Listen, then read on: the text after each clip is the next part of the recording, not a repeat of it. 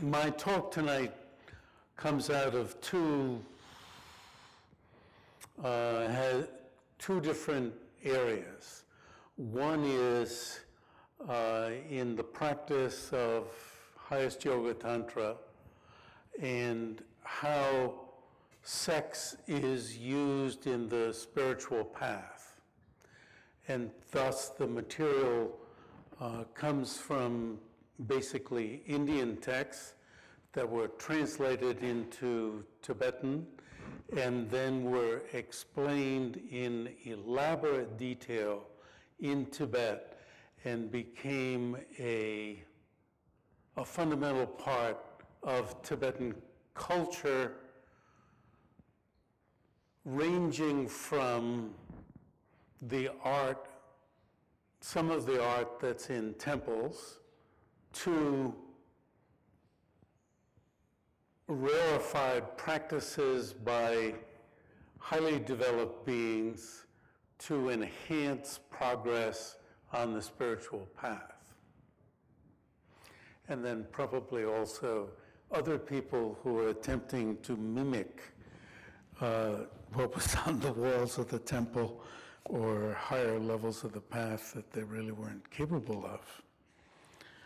Now, the other part of it is from the great 20th century Tibetan intellectual Gendun Chumpel. He was born in 1903. He died in 1951. And a movie has been made about him called The Angry Monk. I think it's misnamed. He was an iconoclast, a provocative iconoclast. But when one thinks about angry and whether in his writings he wrote out of anger or in an angry way or with angry vocabulary, he did not. But he was often making fun of the political, social, and religious society, and he was breaking norms. He wrote a text called the Kama Shastra, Durbe Danger, as opposed to Kama Sutra, Kama meaning desire, lust, perhaps love. I translated his Kama Shastra, which would be treatise on passion, beginning around 1966. A Tibetan aristocrat, a woman, came to the monastery where I was studying and practicing Tibetan Buddhism in New Jersey. I went there, my first visit at the end of 1962, and stayed for 5 years, leaving in the summer, or the end of the summer of 1968. She came around 1966 or so, and she had in her hand the treatise on passion.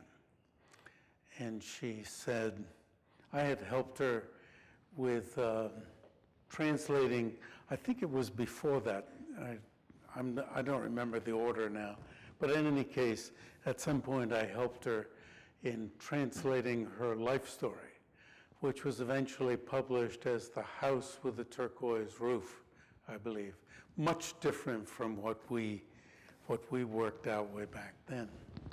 So she came in, and so here we are in the flatlands of New Jersey, in an area, a White Russian area, where Kalmyk Mongolians had been settled after the Second World War. Kalmyk Mongolians, some of them fought on the side of Stalin. They were conscripted into Stalin's army, and were captured by Germans and ended up in Germany. Others hated Stalin so much that they joined forces with Hitler and fought against the Russians and thereby ended up in Germany. And I don't know what led to the United States Congress passing a bill allowing, oh yes, comic Mongolians to come into the United States because they were really Europeans. So the prejudice, you know, one of the prejudices of that time operated in the favor of comic Mongolians. Because, for instance, my first teacher of Tibetan Buddhism came from Astrakhan, which is where the Volga River empties into the Caspian Sea, just west of the Ural Mountains. So actually he grew up in Europe. So this was that community. So White Russian and Kalmyk Mongolian, three different tribes of Mongolian peoples. And I went there in 1963. And here we are in 1966, and she shows up with a book about passion. She says, I think this is Mrs. Dorje Yuto, who was divorced from her husband. And she said, I think this would help Americans. And would you like to translate this? And I thought, oh my gosh, I didn't come to the monastery to translate a book on sex. And I tried to think of some clever way so that I wouldn't have to have anything to do with the book. So I said, let's ask the abbot. The abbot was, you know, this comic Mongolian, Geshe Wangyal. And I asked him, and he said, oh yes, translate it.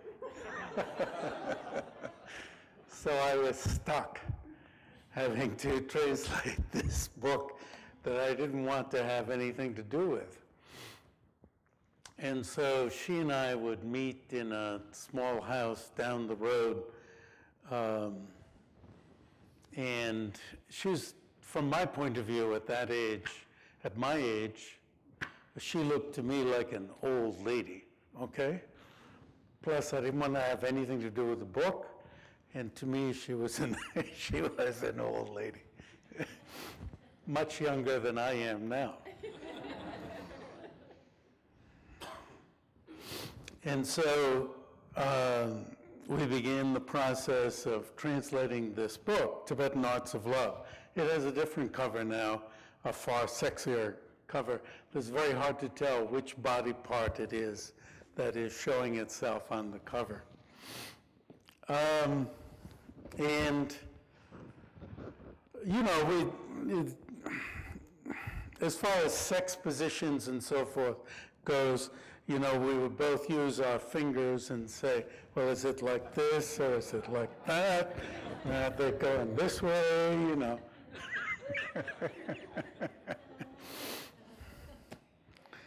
So I cannot say that we translated, she didn't speak much English, much at all.